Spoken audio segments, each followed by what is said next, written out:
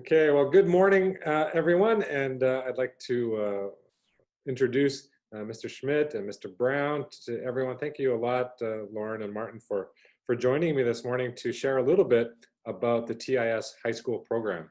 I know our people are interested in hearing more about it. Glad to be here.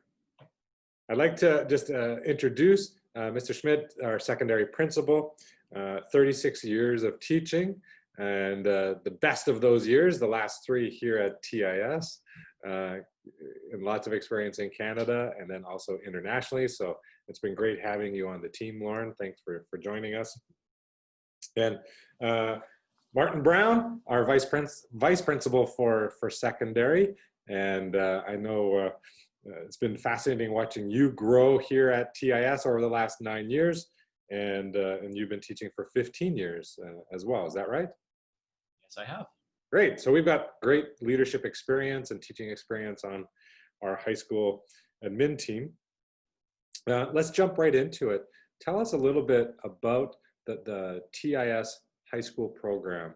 I think a lot of parents have questions about it, and let's see if we can answer some of those. Well, for the high school graduation diploma, students do need to have some required courses that they complete over grades 10, 11, and 12. And the core subjects, of course, are a component of those requirements: English language arts, social studies, mathematics, sciences. So students will take those courses throughout grades 10, 11, and 12, but they also have the opportunity to take a number of different option courses that round out their academic program.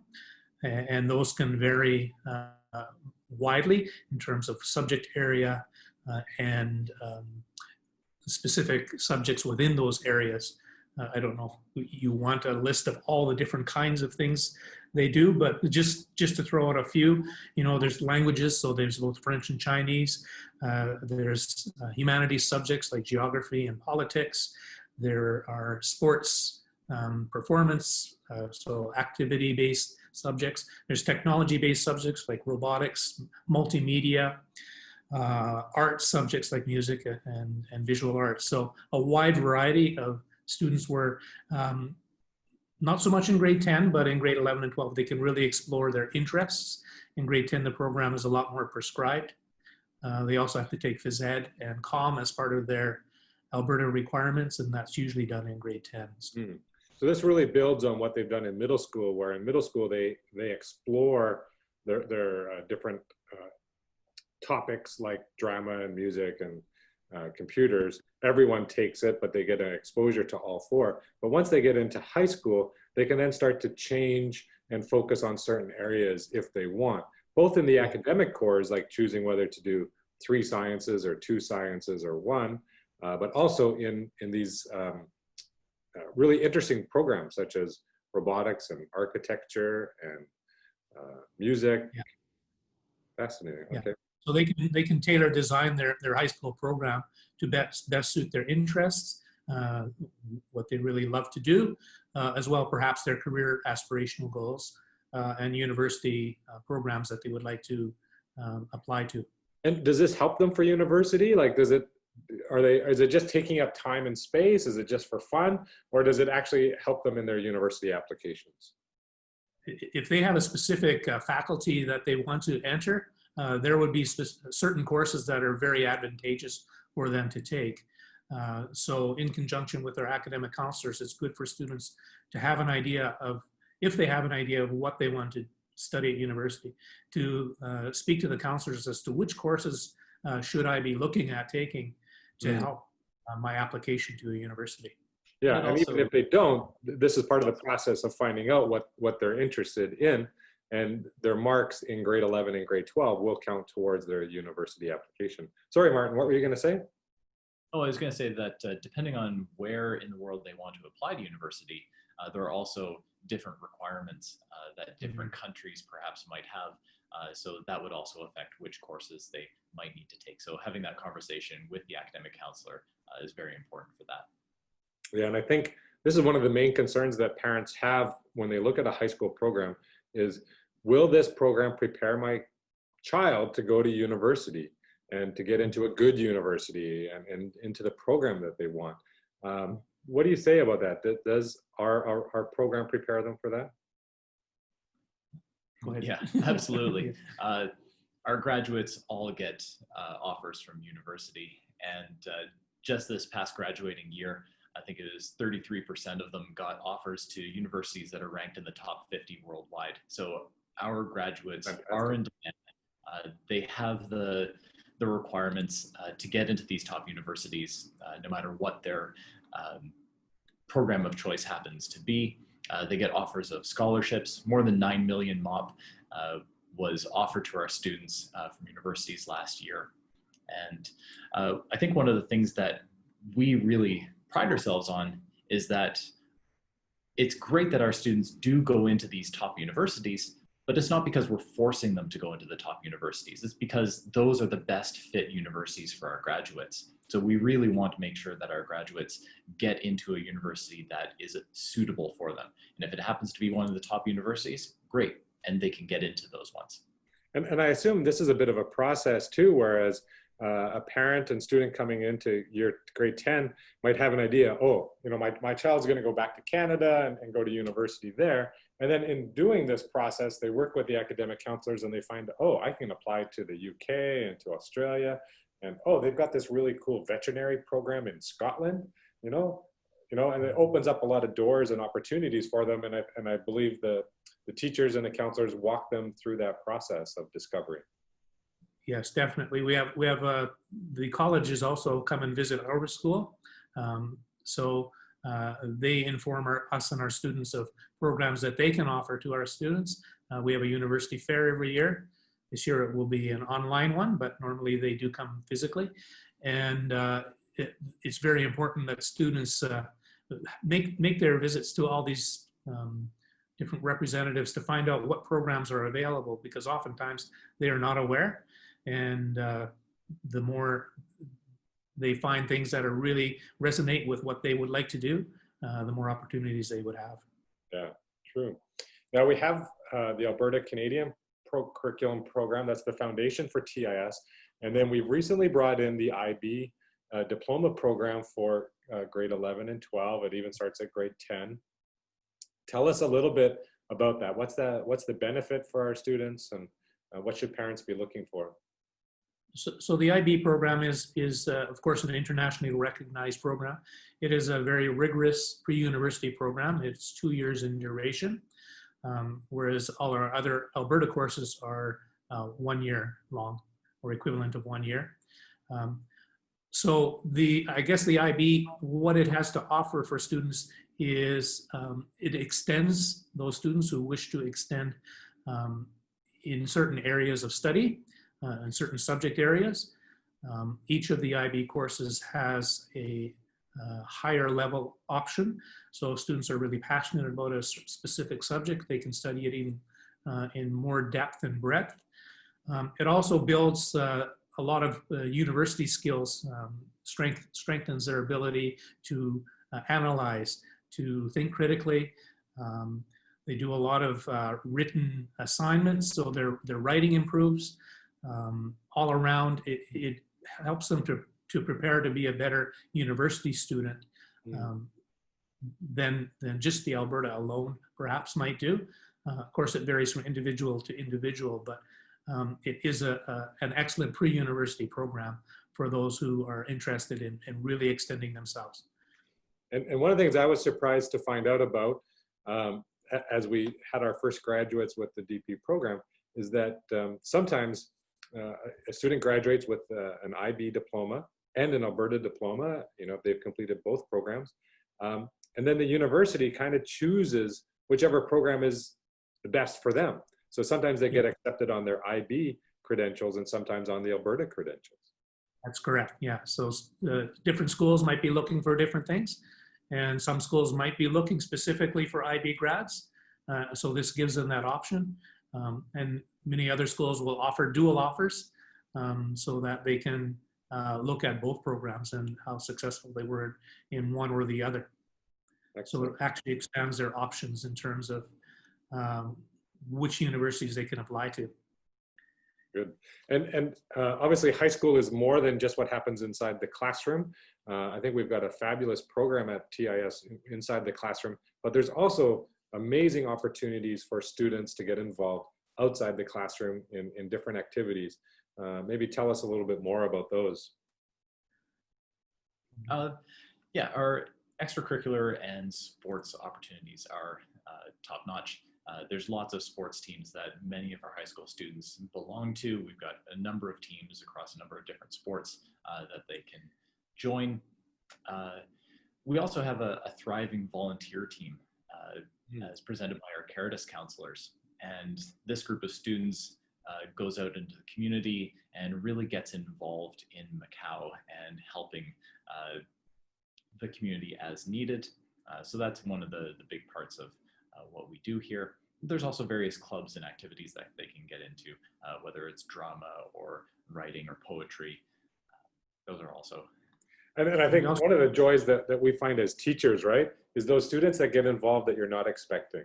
That shy student that is in the classroom, but somehow goes out for the school play and just thrives. Or that little bit awkward student in middle school suddenly comes into their own for the basketball team. And it's amazing to see how these extra things that sometimes some people might think are taking away from academics actually helps them to become stronger people and enhances them and prepares them for life as well. And also universities do look at that. They do want students to be well-rounded. They don't want strictly academic.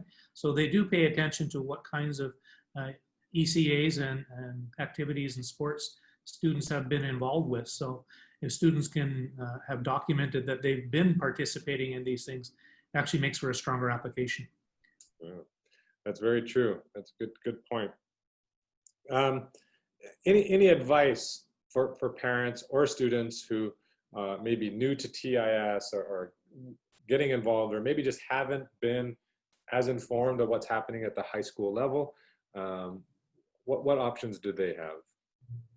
Well, one thing, I guess, in grade 9, they should start to be thinking about where they might like to go to university, some programs. It's not essential they know, but if they would like to do IB, it's important that they know that by the time they start grade 10, because in grade 10, they have to choose the right courses that will put them on the pathway to be able to go into the IB program. So that's one aspect to address. I think also going back to what we talked about before, knowing approximately what country or region of the world that they might want to go to for university is something to start thinking about, even in that grade, in grade 9 coming into high school, just because it does affect what choices they might have to make. That said, though, not every student will know these things, and that's where the